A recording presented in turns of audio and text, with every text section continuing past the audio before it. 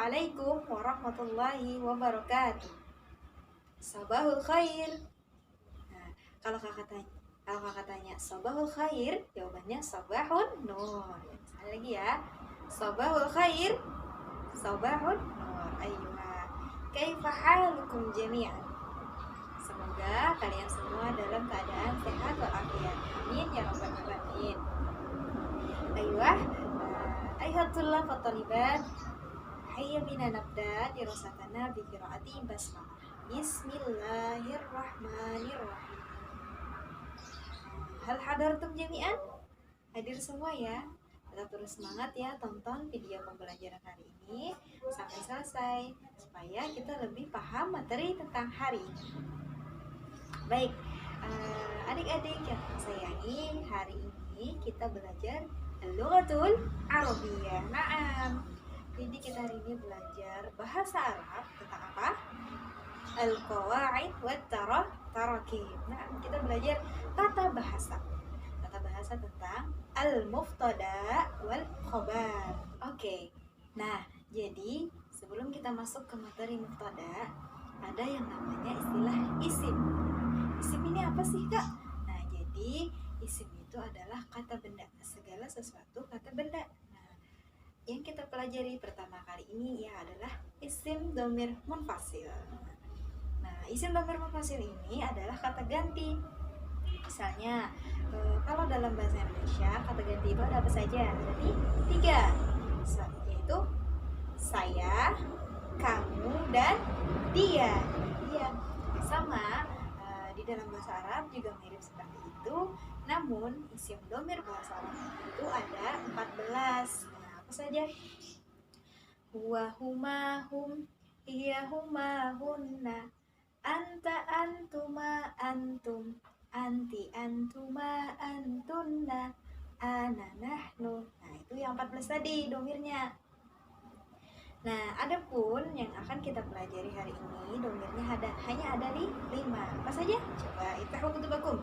Lihat di buku kalian ada domir ana, anta, anti, huwa, dan hiya. Nah, iya itu domir yang kita akan pelajari hari ini. Ana artinya saya, anta kamu laki-laki, anti kamu perempuan, huwa dia laki-laki, dan hiya dia perempuan. Loh Kak, kok beda sih? Kamu laki-laki dan kamu perempuan. Iya, itu tadi. Makanya di dalam domir atau kata ganti bahasa Arab itu ada 14 karena ada pembedaan untuk mudzakkar dan untuk muannas. Misalnya ya, saya contohkan untuk penggunaan ana. Ana thalib. Saya seorang murid. Anta thalib. Kamu seorang murid laki-laki. Anti thalibatun, kamu seorang murid perempuan. Betul paham tuh? Oke, kalau sudah paham, kita lanjutkan ke materi isim isyarah. Nah, selanjutnya yang kedua yaitu ismul isyarah, isim isyarah. Apa sih itu isim isyarah? Nah, isim isyarah itu ialah isim yang digunakan untuk sebagai kata tunjuk. Seperti apa tuh kata tunjuk? Kata tunjuk itu biasanya apa? Ini atau itu. Nah, sahih. Jadi kalau dalam bahasa Arab juga ada ini dan itu. Nah, namun isim isyarah itu terbagi menjadi 2, untuk mudzakkar dan untuk muannas. Nah, apa saja Kak contohnya untuk yang mudzakkar? Nah, untuk yang mudzakkar itu ada hadza dan dzalika. Kalau untuk yang muannas ada hadhihi dan tilka. Baiklah. Nah, contoh kata tunjuk isim isyarah untuk mudzakkar, ketika kita ingin menunjuk suatu benda, bendanya itu dekat dengan kita nih, seperti ini, pulpen nih, dekat dengan kakak ya. Nah, jadi bendanya itu misalnya mudzakkar. Nah, bendanya mudzakkar. Nah, maka kita menunjukkan ini pulpen. Bendanya dekat dengan kakak nih. Hadza qalamun. Nah, seperti itu ya. Terus kalau bendanya itu jauh dari kakak, dari kita gunakan dzalika jauh itu. Misalnya benda yang jauh itu kursi. Misalnya zalika kursiyun. Atau misalnya teman kita jauh dari kita tempat jaraknya. Misalnya zalika azam. Seperti itu ya. Kalau untuk yang muannas, nah muannas tadi ada apa? Hadhihi dan tilka. Untuk muannas misalnya bendanya itu dekat dengan kita. Nih, sebagai contoh, punya kakak kurrasatun. Nah, buku ya. Kurrasatun ini bendanya dekat dengan kakak. Ya, dia muannas karena ada tak marbutah kurrasatun. Berarti hadhihi kurrasatun. Kalau yang jauh bendanya jaraknya jauh dari kita, misalnya meja. Tilka maktabatun. Nah, seperti itu. Karena dia muannas. Tilka maktabatun. Baik, sampai sini hal paham tuh? Baiklah, kalau gitu kita lanjutkan ke materi yang ketiga. Yang ketiga yaitu tentang kata tanya. Nah, kata tanya itu ada apa saja? Apa, apakah, siapa, bagaimana, dan sebagainya. Baik. Nah, kata tanya yang pertama itu adalah ma. Ma ini digunakan ketika untuk menanyakan suatu benda yang tidak berakal. Apa tidak berakal? Nih, kakak ada contohnya. Tidak berakal itu seperti pulpen, terus pensil, dan penggaris. Contohnya, coba kita lihat di buku ada ya. Ketika menanyakan suatu kata bendanya itu, misalkan, ma hada kolam. Kenapa menggunakan hada? Karena dia ini mudzakkar bendanya kolam. Nah, kalau yang muannas, contohnya ma hadhihi mistorat. Ini adalah penggaris. Mistoratun muannas. Lanjut, kata tanya yang kedua, hal. Hal ini kata tanya yang jawabannya untuk na'am au la, ya atau tidak. Misalnya, hal hada mirsamun? Na'am, hada mirsamun. Au kalau jawabannya tidak, la hada kolam. Seperti itu. Lanjut ke kata tanya yang ketiga ada man. Nah, man ini untuk menanyakan sesuatu yang berakal. Seperti apa? Manusia. Ya, kalau binatang itu tidak berakal ya, jadi tidak bisa. Misalnya kita menanyakan man hadza?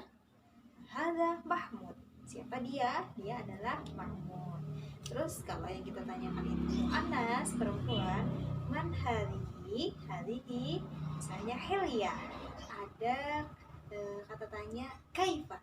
Kaifa ini biasanya untuk menanyakan keadaan. Seperti kaifa haluk? Bi khair, alhamdulillah. Terakhir kali itu ada min aina. Min aina menanyakan dari mana. Min aina anta? Ana min Surabaya. Baik. Nah, itulah tadi pemaparan tentang isim-isim yang biasanya berkaitan dengan al-mubtada dan khobar. Sampai sini. Setelah ini kita lanjutkan materi tentang al-mubtada. Kita lanjutkan. Tadi kan sudah belajar tentang isim-isim yang nantinya berhubungan dengan al-mubtada dan khobar. Nah, jadi kita lanjut ke al-mubtada dan khobar. Apa sih itu mubtada dan khobar? Mubtada dulu ya. Mubtada itu isim yang berada di awal kalimat. Nah, jadi dia letaknya di awal kalimat. Terus, dia kedudukannya sebagai subjek. Nah, contohnya nih, huwa. Nah, huwa ini kan isim. Terus dia di awal kalimat dan sebagai subjek. Kalau khabar itu berada setelah si mubtada. Nah, kedudukannya sebagai predikat. Dalam bahasa Indonesia kan biasanya subjek dulu baru predikat ya. Nah, bahasa Arab seperti itu juga. Jadi mubtada dulu baru khabar. Faruk contohnya. Jadi si huwa ini berada di awal kalimat. Dia sebagai subjek. Berarti dia mubtada. Nah, sedangkan Faruk dia berada setelah sim huwa, setelah mubtada dan kedudukannya sebagai predikat. Huwa Faruk, dia Faruk. Nah, huwa sebagai mubtada dan Faruk sebagai khobar. Dengan demikian dapat kita simpulkan, mubtada itu adalah isim atau kata yang berada di awal kalimat dan berkedudukan sebagai subjek. Sedangkan khobar berada setelah mubtada dan sebagai predikat. Coba kita perhatikan kalimat berikut. Nah, ini ketentuan khobar dan mubtada. Khobar dan mubtada itu harus saling menyesuaikan. Menyesuaikan seperti apa? Nah, jika mubtadanya berbentuk muzakkar, maka khobar harus muzakkar juga. Kan sebelumnya sudah kita singgung muzakkar dan mu'annas. Muzakkar untuk laki-laki, mu'annas perempuan. Coba kita lihat contoh. Huwa Faruk. Huwa kan sebagai mubtada. Dia ini domir munfasil, menunjukkan laki-laki. Dia laki-laki. Faruk nama seorang laki-laki. Oleh karena itu, mubtada dan khobar itu kan saling menyesuaikan. Kalau mubtadanya muzakkar, maka khobarnya muzakkar juga. Nah, sesuai kan? Nah, selanjutnya jika mubtada berbentuk muannas, maka khobar harus muannas. Contohnya hiya hilyah, dia hilyah. Hiya sebagai mubtadanya, domir untuk perempuan muannas. Berarti hilyah nama seorang laki-laki. Nah, ya hilyah. Dia menyesuaikan kan? Domirnya untuk perempuan, namanya hilyah. Sehingga mereka saling menyesuaikan. Hatta al-an, hal fahimtum? Sudah mulai paham ya ketentuan-ketentuan mubtada dan khobar. Nah, kalau sudah, bisa kita perhatikan ke contoh ini. Ini contoh tentang yang tadi. Nomor 1 dan nomor 2 sudah dicontohkan ya. Nah, nomor 3, 4, dan 5 sama seperti tadi juga. Kalau dia mubtada'nya muzakkar, maka si khobarnya muannas. Nah, seperti itu. Kalau dia mubtada'nya muannas, maka khobarnya muzakkar.